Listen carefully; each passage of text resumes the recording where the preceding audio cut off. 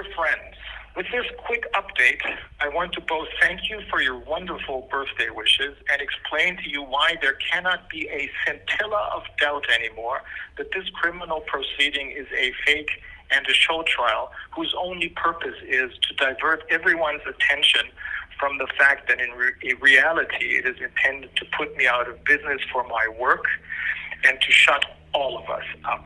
This will not happen. It is now too late.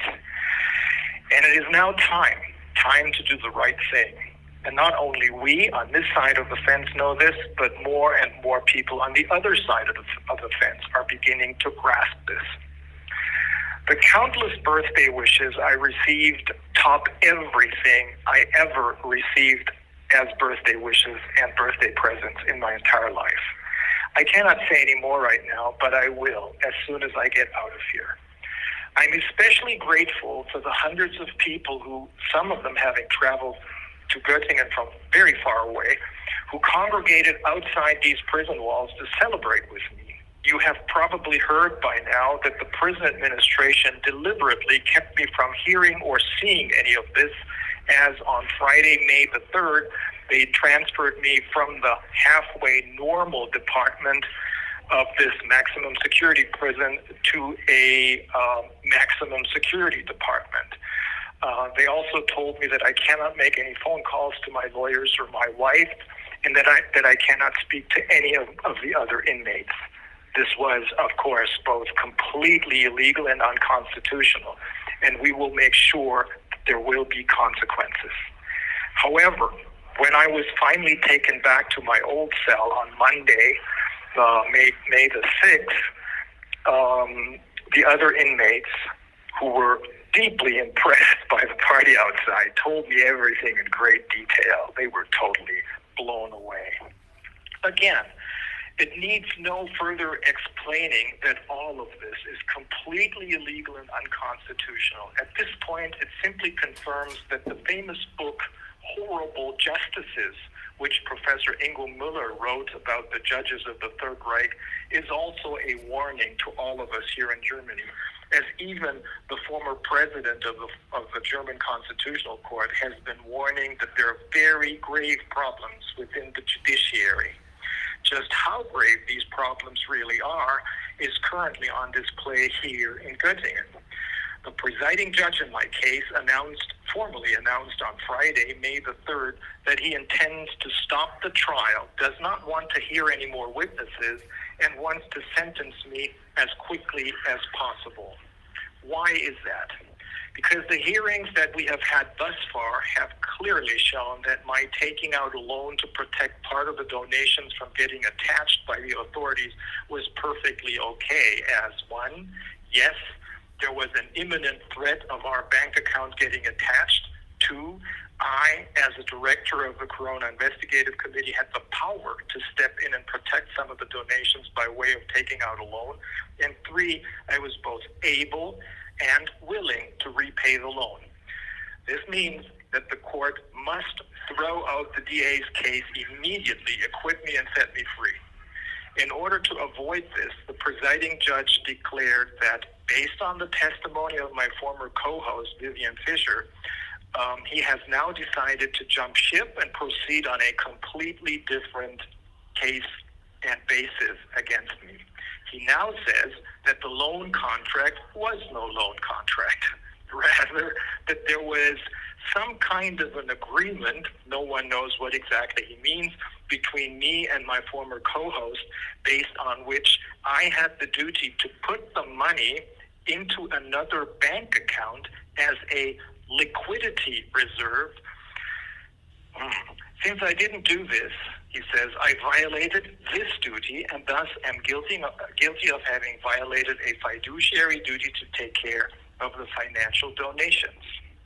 This ignores that even Vivian Fischer, when asked by the presiding judge, admitted that she had never spoken to me about any liquidity reserve, and that both the documentary evidence and the witnesses' accounts in court confirm that Vivian Fischer never held any liquidity whatsoever. Rather, she spent all the money from the loan because she didn't have any. She didn't have anything else. And she was only able to repay the loan by committing several different crimes, among which is misappropriation of money from a book pre-sale, which in turn was based on fraud, the pre-sale of the book. The details of this will come out very, very soon. We had told the court as much. We had told them that based on her testimony, we would come up with more evidence, more witnesses that would confirm this. And we believe that this is the other reason for the court to change course and make up facts on which it wants to base a jail sentence for me. Details of a statement I gave in court, it's a preliminary statement, I gave in court on Tuesday, May the 8th, will be published shortly for those of you who are interested. You will see that regardless of everything else, the simple fact that the DA had me kidnapped in Mexico so that I could be arrested at Frankfurt Airport based on a German arrest warrant makes it impossible for a German court to put me on trial for anything. The court holds no judicial power over me because of the kidnapping.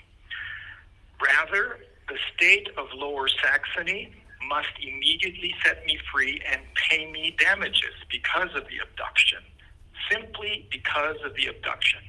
One of the most famous German criminal law professors states as much in a law review article in which he calls the German judiciary's hitherto basically unknown kidnapping practices a shameful mark on the German rule of law, on the German judiciary. One does not need to study law or understand this. Natural law, which was applied in the Nuremberg trials, comes to this very same conclusion. And there is, in fact, a ruling by the common law courts in Great Britain and international, in my case, a ruling dated January 20th, 2024, which comes to the very same conclusion based on the fact that I was kidnapped.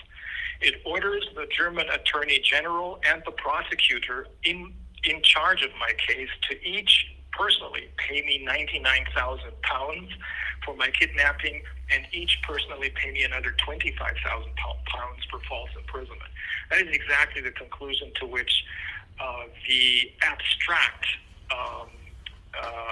law review article of the aforementioned professor of law comes. If someone is kidnapped abroad by the German authorities, they have to pay him damages and set him free immediately. They cannot proceed with any case against them. Well, what does all of this tell us?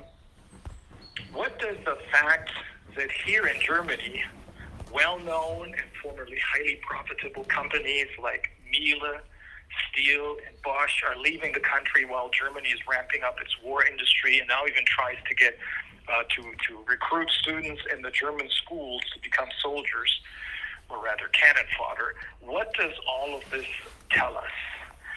What does it mean that the real economy here is being substituted by a war industry?